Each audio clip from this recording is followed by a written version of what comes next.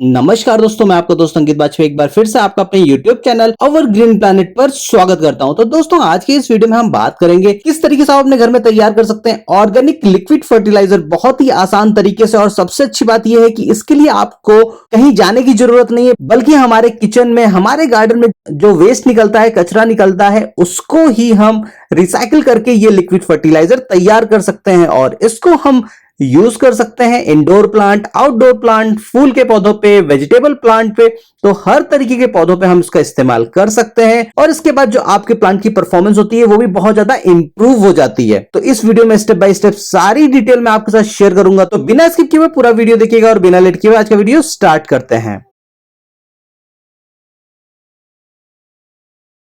तो दोस्तों, यहां पर मैंने ट्रस्ट बास्केट से परचेज किया है ट्रस्ट बिन। मैंने यहां पर 2 ट्रस्ट बिन ऑर्डर करी है क्योंकि मेरा टेरेस गार्डन काफी बड़ा है और उसके लिए मुझे बहुत ज्यादा फर्टिलाइजर की जरूरत होती है। स्पेशली जो मैं हैंगिंग प्लांट प्लास्टिक की बॉटल्स में ग्रो करता हूं, उसके लिए मुझे लिक्विड फर्टिलाइजर की जरूरत पड़ती है। इसलिए मैंने यहां पर 2 ट्रस्ट बिन को ऑर्डर किया है। तो अभी हम इसको ओपन करते हैं और देखते हैं कि इसके अंदर हमको क्या क्या चीजें मिलती हैं। तो यहां पर मुझको मिले हैं 2 कोकोपीट के ब्रिक और ये मिला है हमको इंस्ट्रक्शन मैनुअल, जिसमें कि हमको इस प्रोडक्ट को कैसे यूज करना है, इसकी सारी इंफॉर्मेशन बहुत ही डिटेल्ड में और बहुत ही आसान लैंग्वेज में लिखी हुई है। और इसमें हमको ये मिला है कंपोस्ट मेकर, जिसकी हेल्प से हम अपनी फर्टिलाइजर तैयार करेंगे। और ये है वो फिल्टर जिससे कि हमारी लिक्विड फर्टिलाइजर फिल्टर होकर हमको मिलेगी। और ये है 14 लीटर की ट्रस्ट बिन बास्केट, जिसमें कि हम अपनी फर्टिलाइजर को तैयार करेंगे। और इसमें हमको मिले हैं ये 2 नल और ये इसमें हमको मिला है गुड़। और सबसे लास्ट में ये निकलते हैं ढक्कन, जिनका कि हम इस्तेमाल अपनी ट्रस्ट बिन को कवर करने के लिए करेंगे। तो अब जो सबसे पहला काम करना है वो ये करना है कि हमको इस टैप को अपनी इस ट्रस्ट बिन में लगा देना है। बहुत ही इजी प्रोसेस है। यहां पर आप देखेंगे कि यहां पर 2 वॉशर हैं, तो हमको एक वॉशर निकाल लेना है, एक वॉशर इसमें लगे रहने देना है। और उसके बाद राइट डायरेक्शन में हमको अपने टैप को सेट करके और उसके बाद अंदर से हमको उसको जो वॉशर है उसको लगाना है और उसके बाद प्लास्टिक नट से टाइट कर देना है। और इस तरीके से आपका टैप लगकर रेडी हो जाएगा। अब इसके बाद जो हमको अपना अगला स्टेप करना है, उसमें हमको जो ये जैगरी दी गई है, जिसको कि गुड़ भी कहते हैं, इसको हमको अपने इस बास्केट के बॉटम में चारों तरफ स्प्रेड कर देना है। और उसके बाद कुछ इस तरीके से हम इसके ऊपर फिल्टर को लगा देंगे। फिल्टर को हम इस तरीके से खुला नहीं छोड़ सकते हैं, तो मैं आपको सजेस्ट करूंगा कि आप अपने घर का न्यूज़पेपर या फिर हल्के पेपर का इस्तेमाल करें। आप टिश्यू पेपर का भी इस्तेमाल कर सकते हैं, किसी मोटे पेपर का इस्तेमाल ना करिए, अदरवाइज उससे फिर आपकी फर्टिलाइजर बहुत इजीली फिल्टर नहीं हो पाएगी। तो हल्के पेपर का ही आपको इस्तेमाल करना है।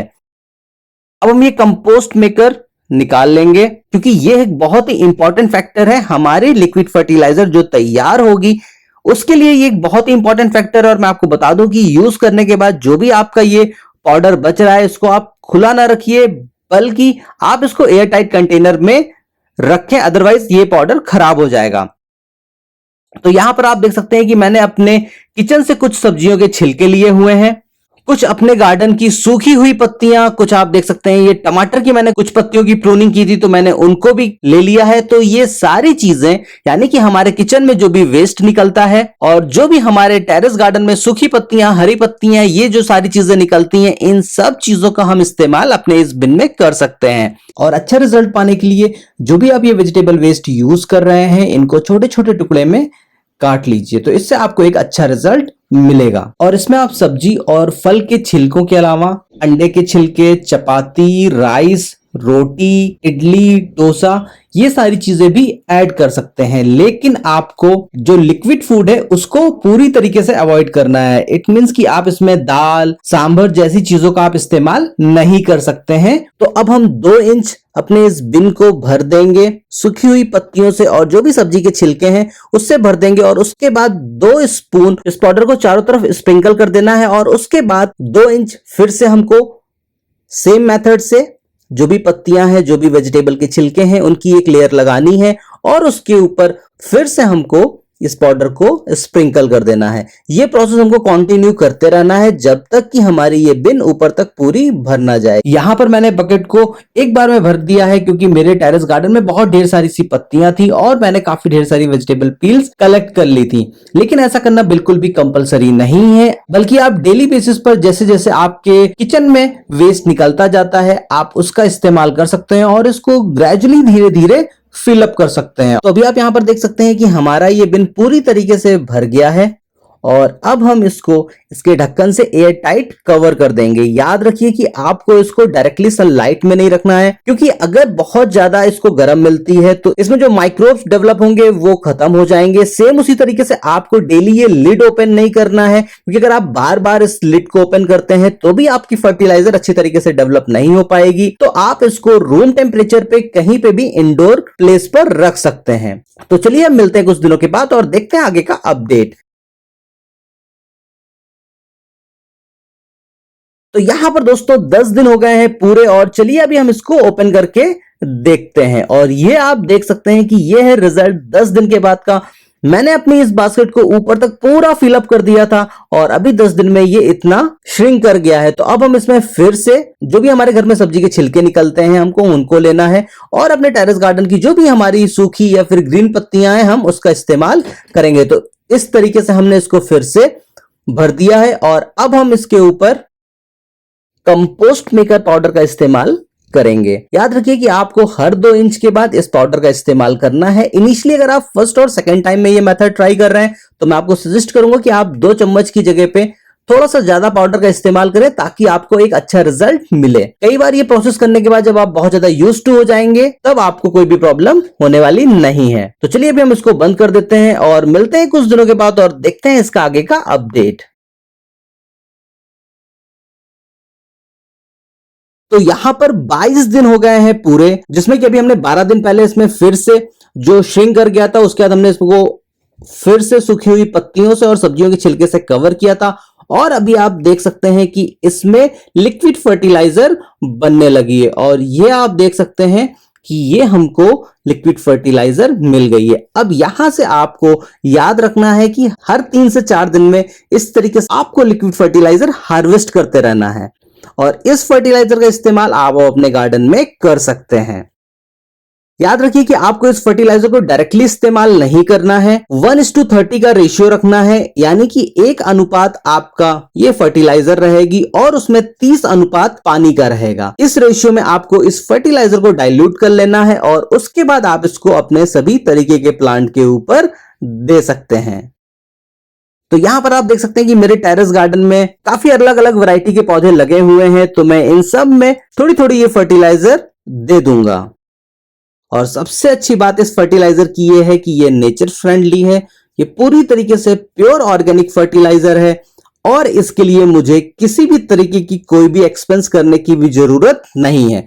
यहां पर हमको सिर्फ एक बार इस प्रोडक्ट को परचेस करना है और उसके बाद जिस तरीके की ये क्वालिटी है सालों साल आपके घर में ये बना रहेगा और जिससे आप बना सकते हैं ढेर सारे लिक्विड फर्टिलाइजर अपने प्लांट्स के लिए। तो अगर आपको ये प्रोडक्ट परचेस करना है तो मैंने डिस्क्रिप्शन बॉक्स में वेबसाइट का लिंक दिया हुआ है, तो आप वहां पर जाकर इस प्रोडक्ट को ऑर्डर कर सकते हैं। तो दोस्तों यह है रिजल्ट 35 दिन के बाद का और यहां पर मैं ये 5वीं बार इस फर्टिलाइजर को हार्वेस्ट करने जा रहा हूं। और जब आपकी लिक्विड फर्टिलाइजर बनने लगती है तो हर 3 से 4 दिन पर आपको ये लिक्विड फर्टिलाइजर अपने इस बिन से निकालनी रहती है और अगर आप चाहें तो इसको इमीडिएट अपने प्लांट में यूज कर सकते हैं और अदरवाइज आप इसको प्रिजर्व भी कर सकते हैं। तो ये 5th टाइम है जब मैंने ये हार्वेस्ट किया है और अब आप देख सकते हैं कि मुझे कितनी लिक्विड फर्टिलाइजर मिल गई है।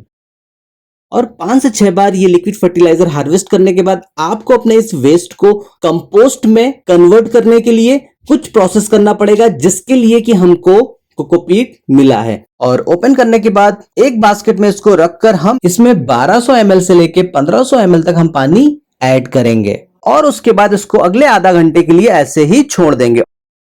और ये आप देख सकते हैं कि 30 मिनट के बाद हमारा ये कोकोपीट का ब्रिक फाइनली कोकोपीट में कन्वर्ट हो गया है। तो अभी हम इसको अगले 2 घंटे के लिए डायरेक्ट सनलाइट में सूखने के लिए रख देंगे और 2-3 घंटे के बाद हम अपने इस कोकोपीट का इस्तेमाल करेंगे। तो यहां पर आप देख सकते हैं कि लिक्विड फर्टिलाइजर निकालने के बाद हमको कुछ इस तरीके का वेस्ट बचता है और अब हम इसको कन्वर्ट करेंगे कंपोस्ट में, जिसके लिए हमने ऑलरेडी कोकोपीट अपनी तैयार कर ली है। याद रखिए कि आपकी कोकोपीट बहुत ज्यादा गीली नहीं होनी चाहिए, अदरवाइज आपका ये वेस्ट खराब हो जाएगा। और यहां पर अब हम सबसे पहले 3 से 4 इंच कोकोपीट की एक लेयर तैयार करेंगे और उसके ऊपर हम 2 से 3 इंच अपनी इस वेस्ट की लेयर तैयार करेंगे और इस प्रोसेस को जब तक कि हमारा वेस्ट खत्म नहीं हो जाता है हम इसको रिपीट करते रहेंगे। और पूरी तरीके से कंपोस्ट रेडी होने के लिए 3 हफ्ते की आवश्यकता होती है।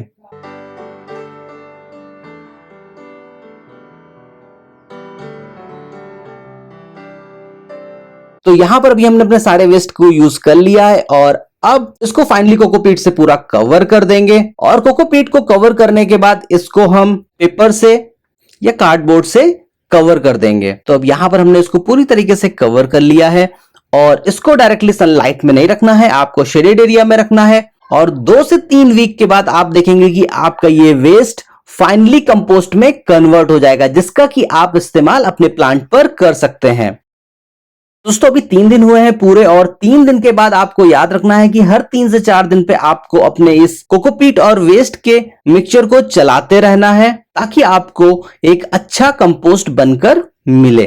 तो ये प्रोसेस आपको कंटिन्यू करते रहना है और लास्ट में 2 से 3 हफ्ते के बाद आपकी ये कंपोस्ट पूरी तरीके से बनकर रेडी हो जाएगी, जिसका कि इस्तेमाल आप अपने हर तरीके के प्लांट पर कर सकते हैं। तो इस तरीके से आप भी अपने घर में तैयार कर सकते हैं organic liquid fertiliser plus compost बेहद आसान तरीके से। तो उम्मीद करता हूं कि आपको मेरा वीडियो अच्छा लगा होगा। तो आप जो भी पहली बार मेरा चैनल देख रहा है तो प्लीज इसको लाइक करें और मेरे वीडियो को सबसे पहले अपडेट पाने के लिए बेल वाले बटन को क्लिक करना बिल्कुल मत भूलें। कमेंट करके जरूर बताइए कि इस वीडियो में आपको सबसे अच्छी चीज क्या लगी। तो लाइक करो, सब्सक्राइब करो और शेयर करो हमारा अपना चैनल आर ग्रीन प्लैनेट। फिर मिलूंगा आपको नए वीडियो में नई जानकारी के साथ, तब तक के लिए नमस्कार।